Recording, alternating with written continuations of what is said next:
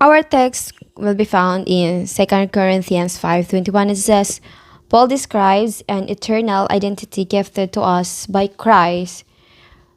For our sake, he made him to be sin who knew no sin, so that in him we might become the righteousness of God. It says, For our sake, God made Jesus Christ to be sin who knew no sin, so that in him we might become, that through Jesus Christ, we might become the righteousness of God. So our topic is finding worth in Christ. One of the humanity's deepest pursuits or achievement is finding our identity.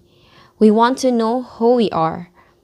It's often tempting to seek definition and significance in a world that offers a myriad of labels. Myriad means many or very large of labels. But when we chase validation in temporary sources, hoping they'll define us, we only find fleeting satisfaction. Fleeting means lasting only for a short time. So we only find fleeting satisfaction from this world. Jesus took on the weight of all sin, absorbing its penalty without ever sinning himself. He did this so that we might be reconciled to God with a new identity defined by Christ's righteousness, not our own and not this world.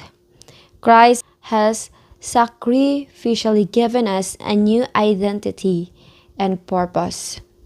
So we can only find our identity in Christ Jesus. Our yearning or craving, yearning means craving for identity, can only find its fulfillment in Christ. We are recipients of His righteousness. And in Him, our identity is forever secure. That's so good, right? That our identity is forever secured in Christ Jesus alone. Consider today how this truth shapes your sense of worth. Are you seeking worldly validation, or are you seeking in Jesus' righteousness?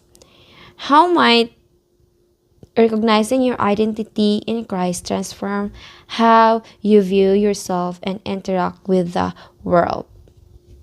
Let's continue to be persistent in love, even when sharing our faith feels hard or meet with resistance.